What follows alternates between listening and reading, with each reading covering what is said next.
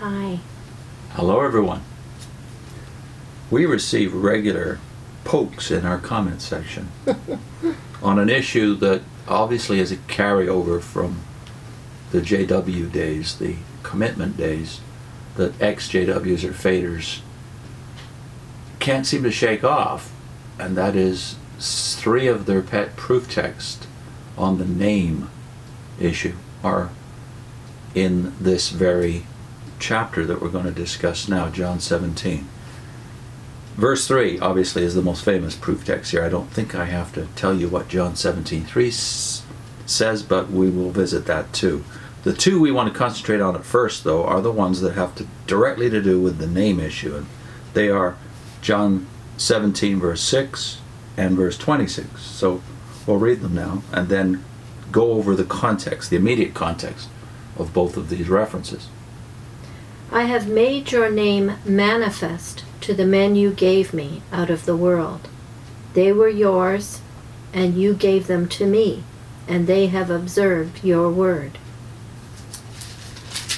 Verse 26? Yeah, I have made your name known to them, and will make it known, in order that the love with which you loved me may be in them, and I in union with them. So if you're a Jehovah's Witness, or even an ex-Jehovah's Witness, what will you tend to do with these 2 isolated texts? Well, you'll assume that this means that the name Jehovah is what's being talked about here, and that was his job while he was here on the earth, was to make that name prevalent again. Yeah. And obviously the first thing we have to do is look at the immediate context to see if there's any evidence at all in John 17 itself that this was the right application of the text, because this is, of course, a very peculiar section of the Gospel of John. It's the section where the Lord prays for his disciples, the 11 who are now left because Judas is gone. And not just for them, but for all the disciples that will come because of their work. So it's a very important text, and it really deserves the name Lord's Prayer more than the one we call the Lord's Prayer, because that prayer was a prayer in response to a request from the disciples. How should we pray? So it should be called the Disciples' Prayer. It should be called the Disciples' Prayer. This should be called the Lord's Prayer, because it is the Lord praying at the very last night of his earthly life for his own. At the end of his accomplished ministry, well, almost accomplished. So, yeah, it is significant. The Watchtower picks verses from this to kind of sum up the work of Jesus Christ, and therefore they think their own work. But let's look at the context to see if the context justifies their assumption that the tetragram is what Christ means by your name. So let's start at the beginning now and work our way to verse 6 at first, and then break off to look more closely at those 6 verses. Jesus spoke these things, and raising his eyes to heaven, he said, Father, the hour has come. Glorify your Son, that your Son may glorify you, according as you have given him authority over all flesh, that as regards the whole number whom you have given him, he may give them everlasting life. This means everlasting life, their taking in knowledge of you, the only true God, and of the one whom you sent forth, Jesus Christ. I have glorified you on the earth, having finished the work you have given me to do. So now you, Father, glorify me alongside yourself with the glory that I have alongside you before the world was. I have made your name manifest to the men you gave me out of the world. They were yours, and you gave them to me, and they have observed your word. Well, start at the beginning. The first problem, his designation for his own God and Father, is Father. The hour has come. Glorify your Son so that your Son may glorify you. And there's another problem if you're a Jehovah's Witness.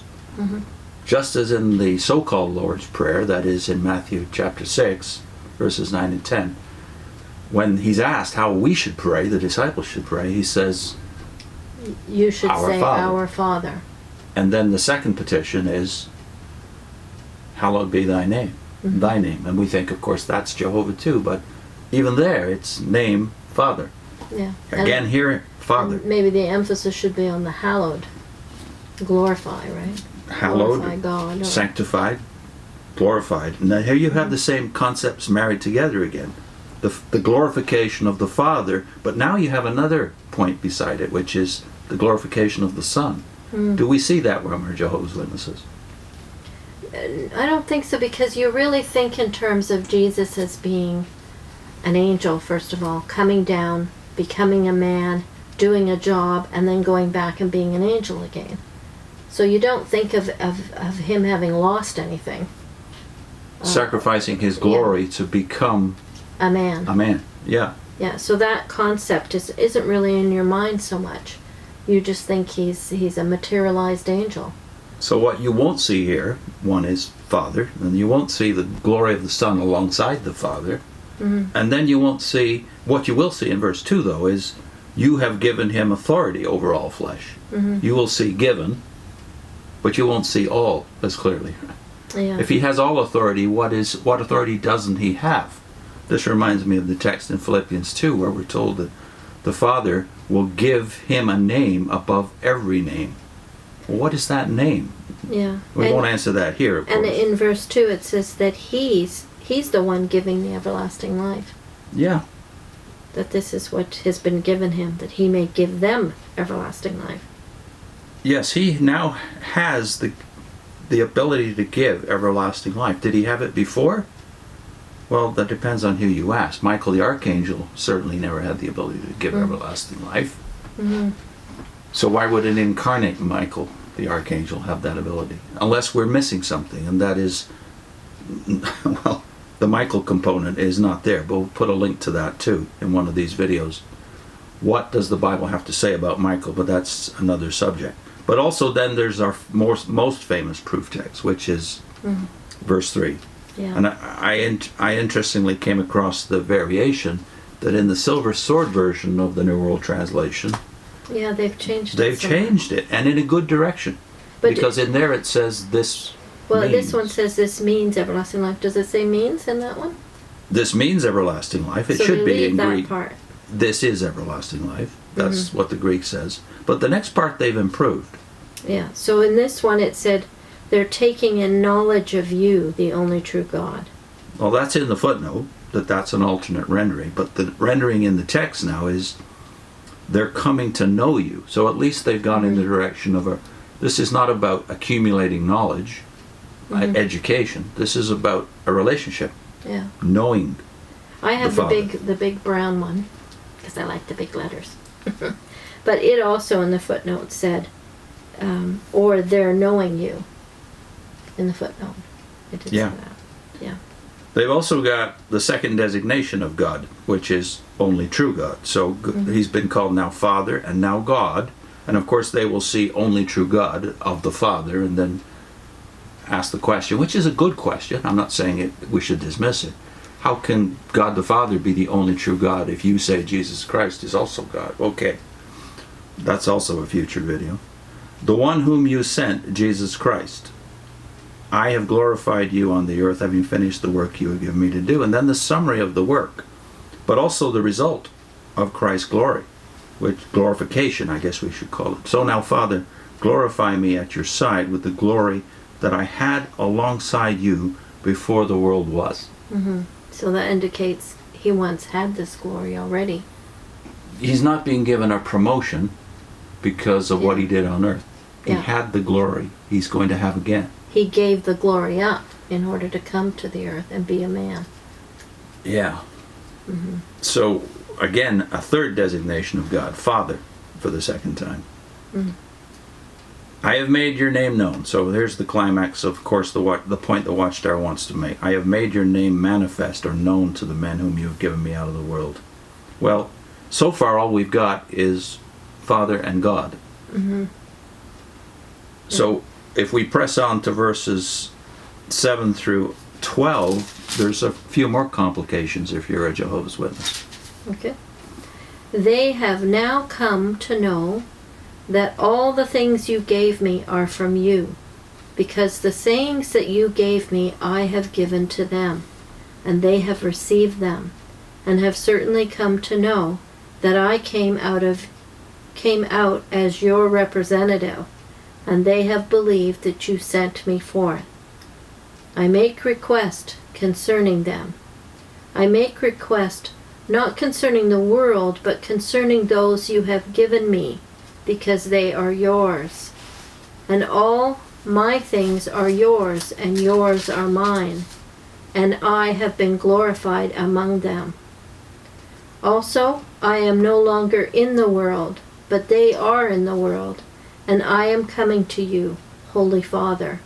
Watch over them on account of your own name, which you have given me, in order that they may be one just as we are. When I was with them, I used to watch over them on account of your own name, which you have given me, and I have kept them. And not one of them is destroyed, except the son of destruction, in order that the scripture might be fulfilled. Well, what you have noticed here that you should notice, the name is back in. So it's not just verses 6 and 26 that talk about the name that we think we know. Verses 11 and 12 plainly talk about the name. But what's the shock if you read it? Well, you don't see the name anywhere. The tetragram is not in here. Tetragram's not there, but Holy Father is, again, right before that. But what else is there that's a shocker? Watch over them on account of your name, again, Father being the only one in the context, which you have given me. Yeah. And then again in verse 12. Yeah. When I was with them, I used to watch over them on account of your own name, which you have given me. So if you read the Greek and the commentaries by the great Greek grammarians, you realize that what you might have taken as being a reference to the disciples, i.e. those disciples you have given me, is actually a reference to the name. But how could Jehovah, if you take it the Jehovah's Witness way, how could Jehovah give his name to a human being, his son? Yeah. I think the only way I might have thought of it as a witness is that the name Jesus includes the name Jehovah in it. So like Joshua and Jesus mean salvation of God is in Yah, right? Or through Yah. But as with any human family, at least in our part of the world, a father's name is transmitted to his son. And this is the son. Yeah. So that's one possibility. And then, of course, there's Exodus. So this is not a new thought to Israelites or Jews. Because in Exodus 23, verse 21... Did you want me to read that? Or... No, I don't think we need to read it now, but it's a good study all by itself. Yeah. Remember when Moses is being sent into the Promised Land, he is told to tell the Israelites that the angel who goes before them, you will have to obey him because he bears my name. He has my name in him, literally. So this is not a new thought. So when you get to verses 11 and 12 and realize this is how Christians have always decoded this, is that somehow the name of God is in Jesus Christ. You just said one possibility. It's actually in the name Jesus. Jah saves, or the salvation of Jah. But another possibility is the Watchtower way. Well, of course, they're not going to go for that. Because, wait a minute now, you mean the Son has the name Jehovah? They're not going to like that one. But the second one isn't good either, because many of the commentaries look at this and say, well, what he means by that is that this special revelation that comes through Christ, and only through Christ up to this point, is that the name of God that the disciples are supposed to use, the designation, the relationship, is one of father to child. So the appropriate designation now that we should use in prayer or in referring to our Father is Father. Our Father. So if that's what he means here, because in the context, of course, it's the word Father that's used of God, that this unique mission that Christ has to glorify God's name has to do with the revelation of the Father. And you see, you know, if you're going by his example. Here he's praying and he says, Father. And then when he teaches them how to pray, when they ask specifically, how should I pray? He says, Our Father. So that's what he identifies as the way to address God. So that's both his teaching and his example. Yeah. Yeah. So that would seem like that he didn't accomplish his mission if he would go with the witness way of thinking, that they should be using the name Jehovah. Then he should have taught them pray Jehovah, God. Somewhere here. Yeah, but he So doesn't do that. We've seen in the immediate context then there's 4 designations of God here. 1 is God and 3 fathers. So in the next video we want to... Oh, just one more point that we didn't make was in verse 8. What's that? When it comes to the way it's translated, which I stumbled on when I was reading it in their Bible, because I thought, well, that doesn't sound right. I came out as your representative. So in the Greek, it doesn't say that, right? No, it's just much says, much simpler. I came from you. In most translations, it's I came from you. Yeah. It's lumpy and Yeah. rather cumbersome to But say I think representative. it's a means of them trying to establish their own way of their own theology too. To distance Christ from God. Yeah. Yeah. Make him an angel representative. So in the future, we want in the next segment to start to talk about the statistics, not just in the immediate context, but in the larger context. First of all, in the 5 chapters of the Upper Room Discourse, so-called, which we have uniquely in the Gospel of John. Surely in 5 chapters we should be able to find one place at least, maybe several, where the name Jehovah or the tetragram occurs. What are the statistics? So we'll talk about that next time. And then go larger in context, because the whole Gospel of John is a witness to the fact that already, just 2 or 3 generations into New Testament times, by the end of the New Testament, the habitual name by which Christians designated God was Father. And we'll also put on your screen right now a series we did last year on the divine names, where you see the gradual process by which God weaned his people away from paganism, and the ultimate revelation that Christ and the apostles made of the identity of God that was new to Jews as well as to the Gentile world. So that's on your screen right now. The next time we'll expand into the larger context of John in terms of what was the most common designation, both in the Upper Room Discourse and beyond it in the rest of the Gospel of John.